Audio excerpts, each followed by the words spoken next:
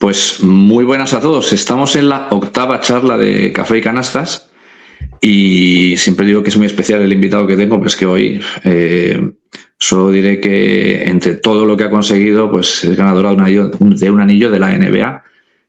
Luego hablaremos de todo lo más que ha conseguido, pero para mí es un orgullo y un placer tener aquí a Ana Cruz. Ana, ¿qué tal estás? Muy buenas. Hola, ¿qué tal? Lo primero que siempre preguntamos en este canal, porque este canal se llama Café y Canastas, si eres muy cafetera. Pues no lo era, pero cada vez lo soy más. O sea, uno siempre cae al día, porque si no, no arranco bien el día. Y depende cómo, cae el segundo, pero siempre antes de las 4 de la tarde, porque si no, no puedo dormir. Si no, luego cuesta dormir, ¿verdad?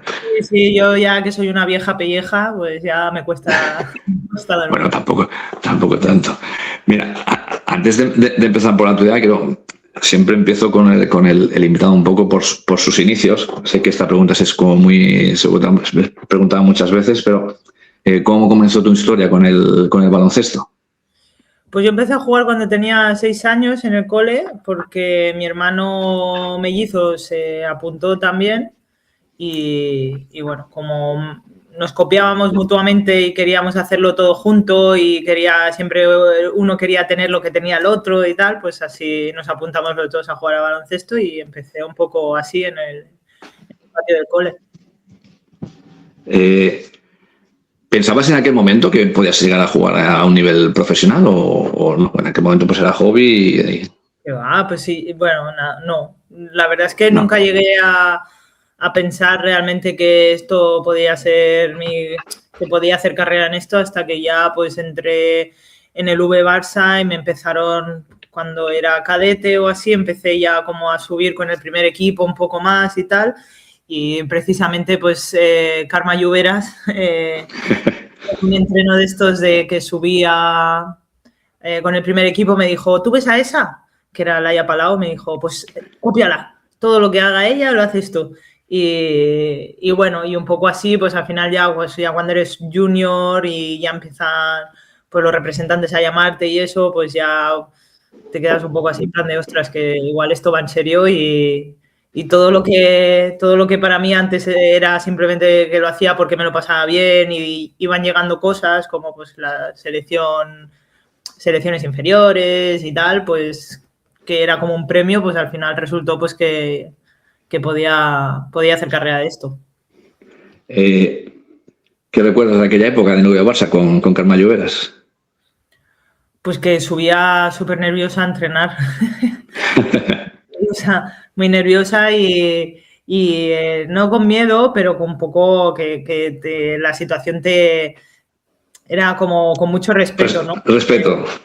Sí, porque al final pues era como un sueño hecho realidad, ¿no? Alguien a que tú... O sea, yo me acuerdo de ir todos los fines de semana a ver los partidos y de repente pues estar ahí con ellas entrenando era mi sueño, ¿sabes? Entonces, mucho respeto. También Carme Lloveras siempre nos decía, nos apodó como las Gremlins, a mí y a Silvia Domínguez. Sí, sí.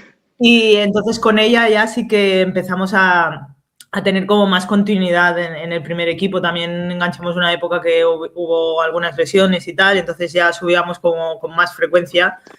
Y la recuerdo muy especial, el día de mi debut, también pues jugar ya, sobre todo mi segundo año junior, ya algún minuto importante, decir, no solo he jugado los minutos de la basura hoy, ya los 2 últimos minutos, sino que he entrado antes a jugar y tal, o sea que Carme también era valiente en ese sentido y se la jugaba un poco. Tras el paso del V Barça, ¿no? Pasas por varios equipos, Jopisa Burgos, Lores Español, Rivas Ecópolis, donde ahí ya logras alguna Copa de la Reina, etcétera. De aquella época, digamos que ibas como haciendo progresos, ¿no? En tu carrera. Yo creo que sí, al final me fui de Barça porque no tenía muchos minutos y quería jugar. Mi primer año en Burgos tampoco jugué demasiado y pero luego sí que ya el segundo año en Burgos, que ya es mi tercer año senior, ahí sí que ya soy jugadora como más importante en el equipo y ya como que me voy asentando un poco más y a partir de ahí pues progresivamente pues dando un pasito más cada año. Yo tampoco he sido una jugadora que cambiase mucho de equipo. Si estaba bien en ese equipo y me sentía importante, pues me mantenía ahí. Hice 3 años en Burgos, 4 en Rivas Ecópolis, luego 3 en Nadezhda Orenburg y otros 3 en Kursk. Así que más o menos si me trataban bien y me sentía a gusto en la pista, cambia por cambiar. Era tontería, ¿no? Has nombrado los equipos rusos. ¿Cómo fue la experiencia? Supongo que el estar sola, ¿no? Supongo que infinidad de anécdotas tendrías, ¿no? De estar allí jugando en Rusia, ¿no? Pues al principio quería volverme. Las 2 primeras semanas cuando llegué a Orenburg, porque claro, no te vas a Moscú, capital, tal, no, te vas a un pueblo. El idioma fue duro porque al principio yo decía, bueno, pues supongo que me apañaré con el inglés y mis compañeras pues hablan algo de inglés también, pero no fue el caso porque las rusas no sabían nada de inglés. Mi inglés tampoco era el suficiente como para mantener una conversación fluida con las americanas del equipo, entonces estaba ahí como un poco en tierra de nadie, al principio un poco sola, hasta que dije, oye, mira, tengo que cambiar el chip y me puse a aprender a estudiar ruso y fue un poco eso, las 2 primeras semanas muy duras y luego ya súper bien. Porque fui como una rusa más del equipo prácticamente. ¿Sí? ¿Te defendías con el ruso bien? Sí. No bien, pero para ir al súper y pedir pollo. Sí, para poder. Para hacer una vida de supervivencia. Sí. Ya te daba, ¿no? Me daba, porque claro, imagínate, ahí tampoco nadie, de cara al público nadie hablaba inglés tampoco. Entonces, claro. Yo iba con mi libro de ruso para dummies y iba haciendo frases cortas. Cogimos a una profesora de ruso que era de Armenia y sabía español también y entonces un par de veces a la semana venía a casa a darme clases y bien. Bien. Bueno, una experiencia, ¿no? Una experiencia para hacer un libro, ¿eh? Sí, sí, sí. Bueno, pasando de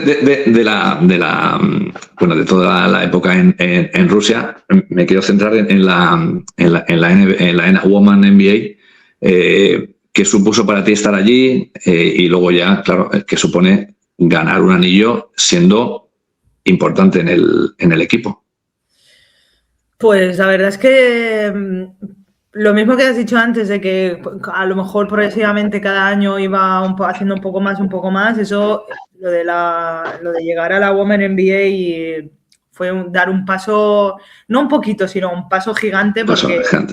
Sí, porque yo iba como, mis expectativas era simplemente ir al training camp con las New York Liberty y ya está, yo tampoco esperaba nada más y quizá eso pues me favoreció porque al final iba sin presión, iba simplemente a vivir la experiencia, a probar y a estar allí y ver cómo se hacía allí y hacer un poco de turisteo por Nueva York y quizá las otras compañeras pues sí que tenían como más presión, ¿sabes? O para meterse entre las 12 y mira, me metí ahí, mi primer año con las Liberty, la verdad es que colectivamente no funcionamos muy bien porque el equipo no acababa de estar bien, pero individualmente yo tuve muchos minutos en pista y los aproveché y al final pues fui un poco la tapada que acaba haciendo, ¿sabes? Y yo creo que un poco siempre ese ha sido mi perfil, ¿no? De no destacar ni por el físico ni por nada, pero luego al final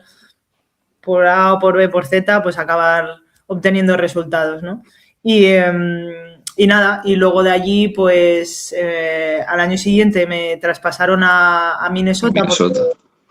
Porque coincidía con la selección y las New York Liberty pues no podían esperarme un mes y medio porque también iban a esperar a Epiphany Prince, que estaba con Rusia, y claro, dos jugadoras titulares y era como les penalizaba demasiado.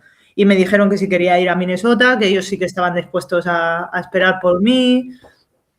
Y allá que me fui, porque claro, Minnesota era uno de los mejores equipos de la WNBA y yo dije, mira, es que aunque llegue un mes y medio tarde, aunque sea la última en el banquillo y tal, yo me voy para allí porque, vamos, es que tú mirabas el roster y...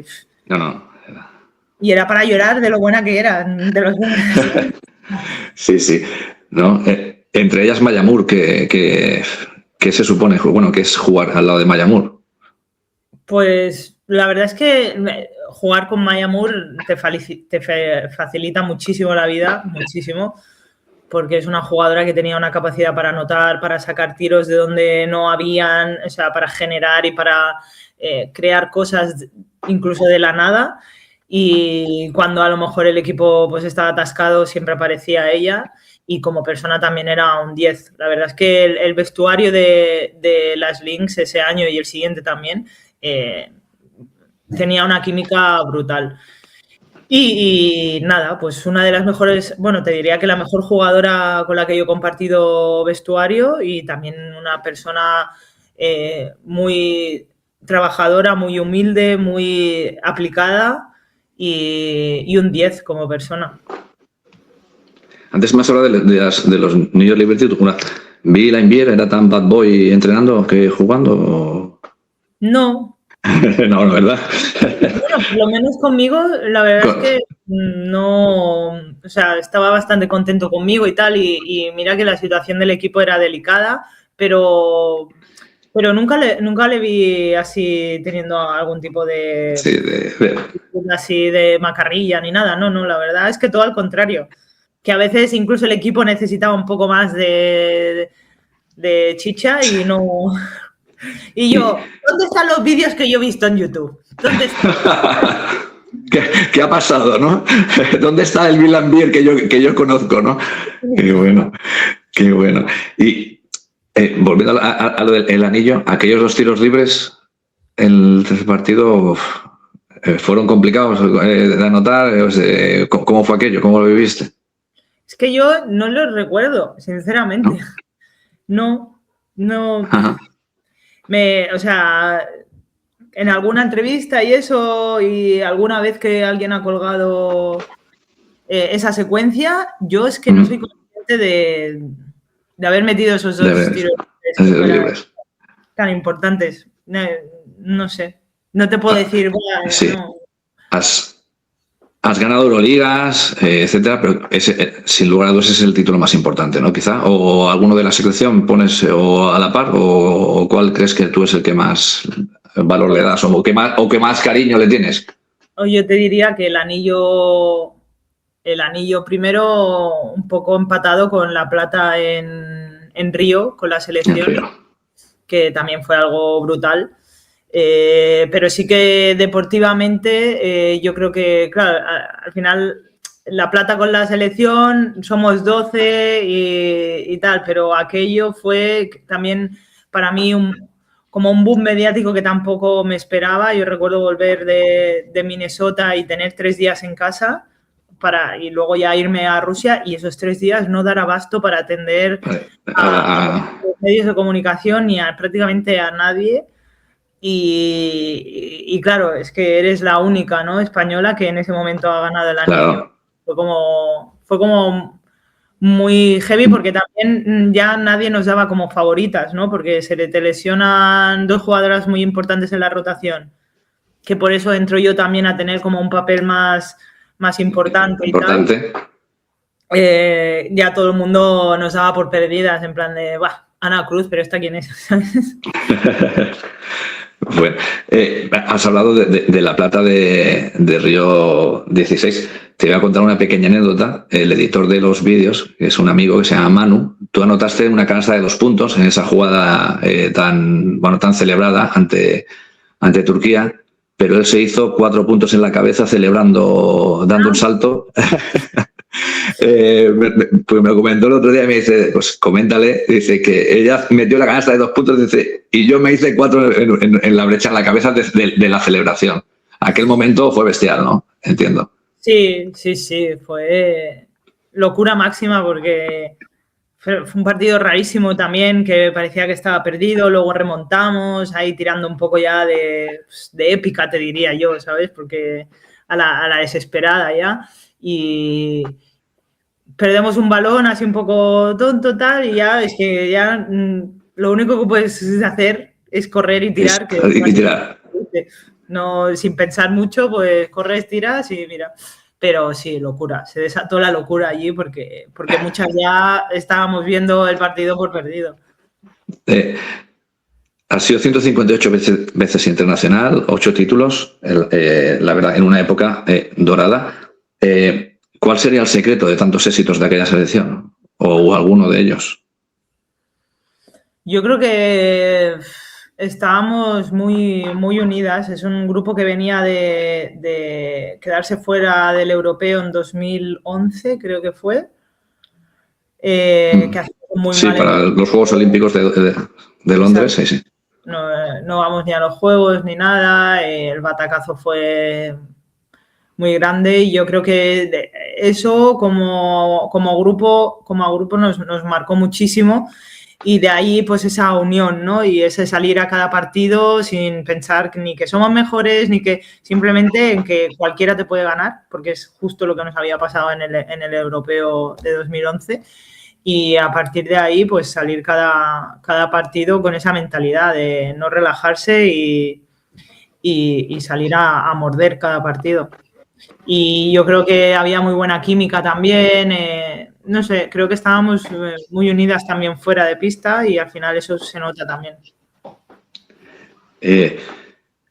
Después del paso de Rusia, vuelves a la Liga Española, Araski, Casademont, Zaragoza y llegas al Barça CBS, que yo, sobre todo el primer año, fue un año que viví, bueno, los 2 años, pero que viví bastante de cerca. Esa primera temporada del Barça CBS estuvo bastante bien, ¿no?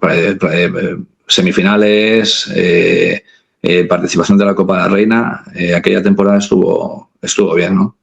Sí, yo creo que tuvimos una muy buena primera vuelta, luego sí que es verdad que bajamos un poco y parecía que no íbamos a ser capaces ya de salir de ahí, tuvimos un bajón importante, pero luego al final también el calendario nos favoreció, pillas a equipos así un poco relajados ya, no sé qué, y nosotras al final era el primer año para el club en primera división y la gente que venía de Liga Challenge tenía hambre y tenía ganas de hacerlo bien y al final, entre todas, pues sacamos ahí 3 o 4 partidos y nos metimos en playoff, pero a ver, ¿en qué posición? No recuerdo. Creo que octavas, ¿no? Octavas, creo que sí. Octavas, sí. Y nada, pues hasta semis. No, estuvo muy bien. Y acabas el paso del Barça CBS y digamos que se acaba el ciclo, regresas a Badalona, regresas a La Peña. ¿Cómo pasaste ese año en la Peña?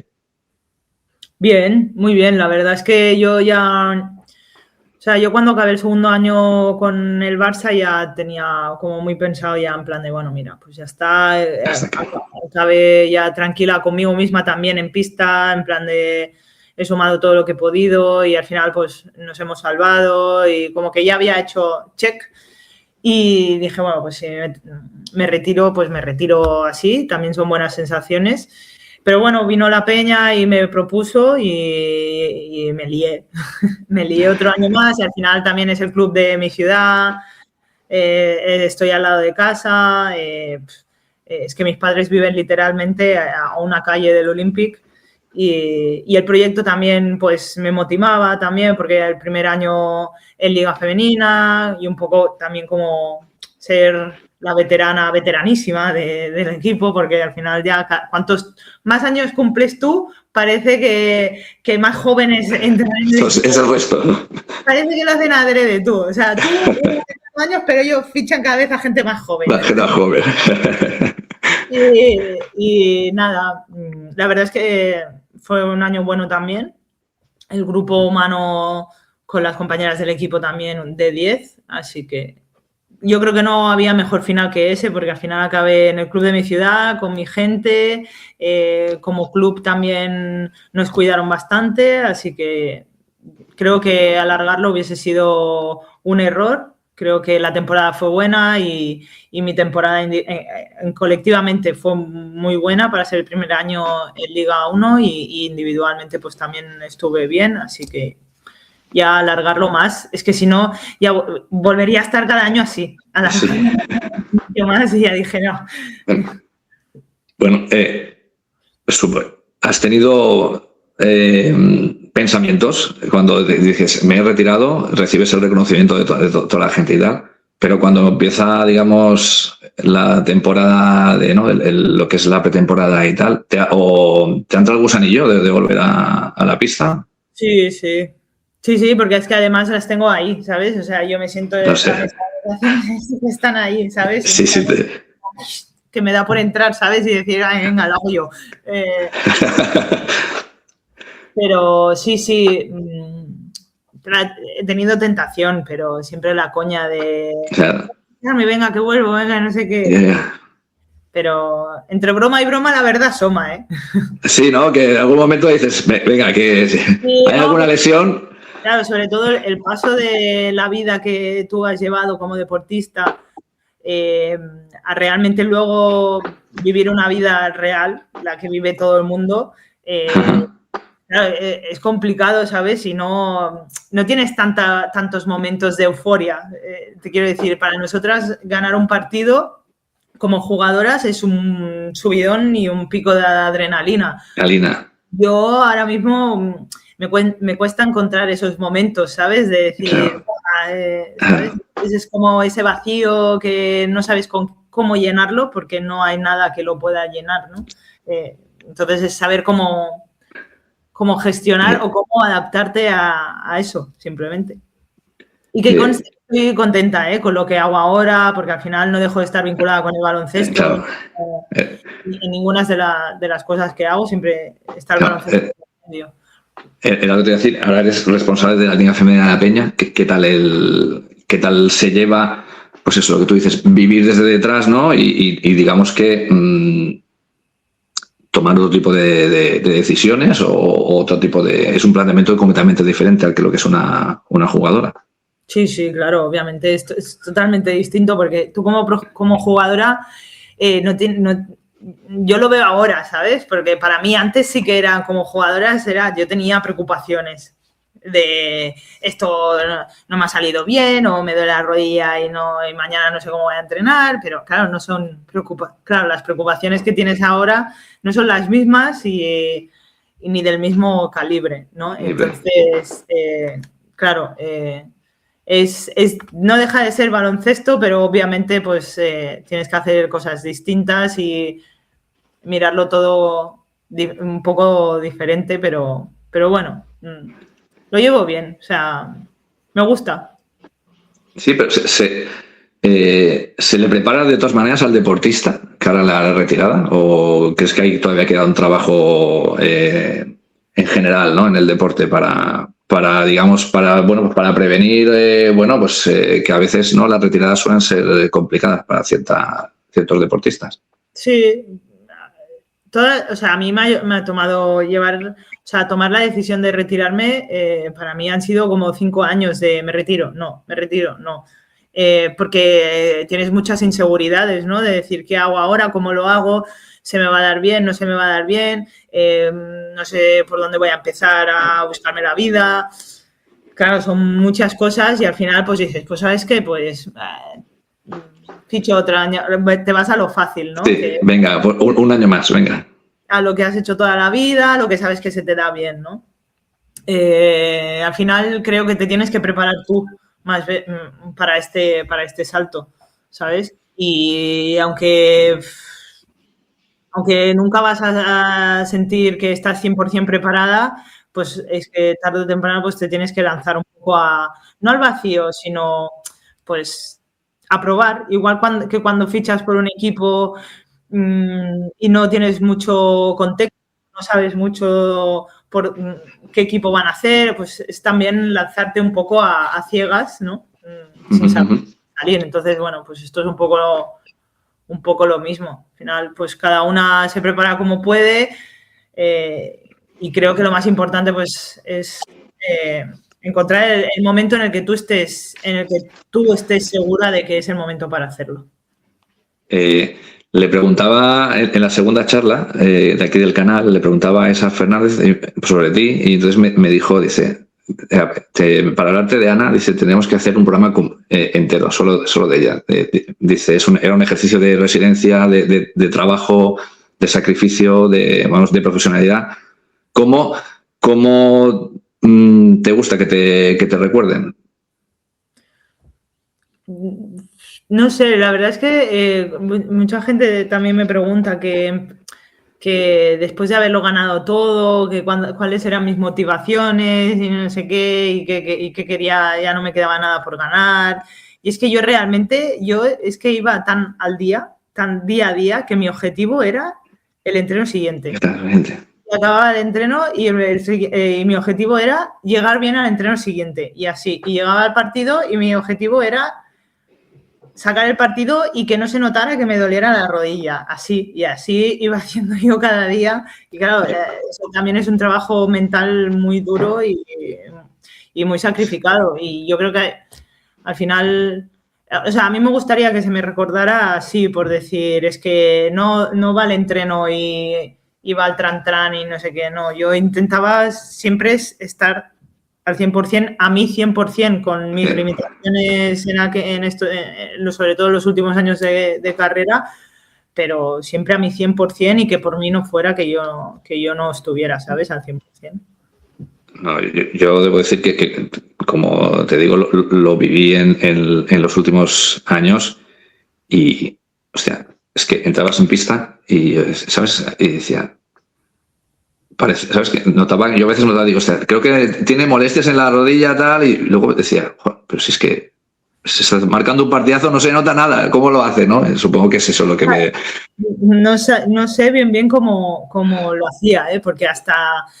Sí que es verdad que mi último año, el último año en Barça y este año en La Peña, hemos conseguido controlar bastante más el dolor, ¿no? Pero yo tengo muchos recuerdos de hacer la rueda de calentamiento y cada vez que llegaba al Fran, al prepa, del la mano, decirle, me duele un montón la rodilla. Y cada vez que llega, cada vez que llegaba, se lo repetía, me duele un montón la rodilla. Y hasta el último partido con La Peña, que encadenamos partido el miércoles y partido el domingo contra Valencia, exigentes. El último partido contra Valencia yo llego muy mal, con la rodilla muy inflamada, con muchas dudas de si voy a poder jugar o no. Jugar.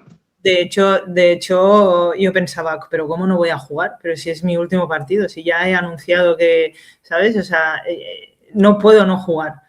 No puedo no jugar. Y entonces ahí pues dije, pues venga, con lo que tengo y como sea y como salga. Y luego, pues, más o menos, pues sale medio bien. Pero mentalmente es duro. Ahora ya retirada, hemos comentado que estás en la línea femenina de La Peña y también es comentarista de la NBA en Amazon Prime. Cuéntame un poquito, ¿qué tal es eso? Bueno, es divertido y sufrido a la vez, porque al final pues es algo que no he hecho nunca así tan en serio. O sea, había hecho así puntualmente, a lo mejor algún partido que te invitan, pero así como tan de seguido y teniendo que preparar tanto, pues nunca lo había hecho así. Y la verdad es que me gusta la previa de prepararme las cosas y de saber lo que juega cada partido, o sea, cada equipo. Me gusta también, bueno, depende qué partido te toque, me gusta más. Sí, también es un poquito complicado a veces, sí, pero... Sí, pero la verdad es que me gusta hacerlo, luego se me dará mejor o peor, supongo que será cosa también de la práctica y de que cuantos más hagas, pues... Al final, es como entrenar. Cuanto más repeticiones hagas, pues mejor porcentaje vas a tener. Y bueno, pues poco a poco cogiendo un poco más de confianza también en mí misma y un poco más de de Bueno, solidez. sí, de asentarse, sí, de soltura. Era un poco más natural, que también, pues al principio, claro, yo tampoco he sido fiel seguidora de la NBA, vamos, no seguía la NBA, pero ahora tengo el League Pass que la tele me echa humo, ¿sabes? Que me trago no sé cuántos partidos. Y claro, al final pues tiene su gracia también decir, bueno, pues ahora ya conozco a jugadores, equipos, ya sé más o menos a lo que juegan. Bueno, está bien. Y nada, ya estamos acabando. ¿Qué tal te está pareciendo este año la Liga Femenina Endesa? Ostras, pues muy dura, ¿eh? ¿Verdad? Es otra vez que la historia, los últimos años, es que no hay un número que te digas, con 8 victorias te salgas. Es que nadie te garantiza nada, está todo. O sea, pierdes 2 partidos, estás abajo. Ganas 2, estás arriba. Es un poco locura. Creo que el nivel ha subido mucho, sobre todo está dijéramos, Zaragoza, Girona y Salamanca, que siempre son, pues entre ellos se van a disputar posiciones, y un poco Jaires también, pero luego el nivel medio es que ha subido muchísimo. Perdóname la expresión, pero es que hay hostias sí. Estar abajo, sinceramente. Sí, se antoja complicado.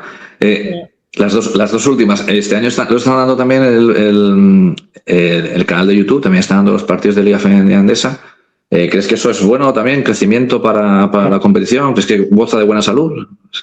No, me parece una muy buena iniciativa que sea todo como mucho más práctico para poder acceder a ver los partidos y que esté al alcance de todo el mundo, porque hasta mi padre sabe poner YouTube y encuentra los partidos, y no le tengo que hacer un máster ahí para que se los vea. Así que sí, todo lo que sea favorecer a la visibilidad de los partidos es siempre bien.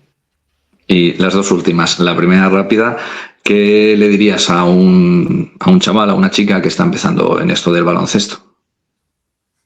Pues que esto es una carrera de fondo y que sobre todo lo importante es que no pierdan la ilusión, porque el camino es largo y seguramente pues van a haber momentos que no lo estén disfrutando tanto, que no les salgan bien las cosas, pero que al final la ilusión y seguir motivados es fundamental para seguir creciendo y para conseguir pues sus objetivos, aunque no los tengan, porque yo tampoco tenía un objetivo claro, pero sí que me mantuve siempre como muy ilusionada, pues sobre todo con el objetivo de la semana, que era llegar al partido y jugar bien y hacerlo bien para sumar al equipo, ¿no? Ese era mi máximo objetivo realmente. Entonces, que no pierda la ilusión. Muy bien. ¿Y eras muy maniática? ¿Tenías algún tipo de manía jugando? Yo creo que no. Nunca ha sido... Bueno, de comer siempre lo mismo, eso sí, pero más que maniática es ya porque ya te vas conociendo y ya sabes lo que te sienta bien, lo que te sienta Exacto, mal, lo que tienes que comer prepartido, postpartido y esas cosas. Pero no, manías no tenía. Y la última, ¿qué hace Ana Cruz cuando no está en el mundo del baloncesto ni viendo partidos de baloncesto?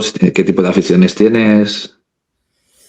Pues estar con mi perra, básicamente, y ir a la playa, a la montaña, que corra, que sea feliz, porque si ella es feliz, yo soy feliz.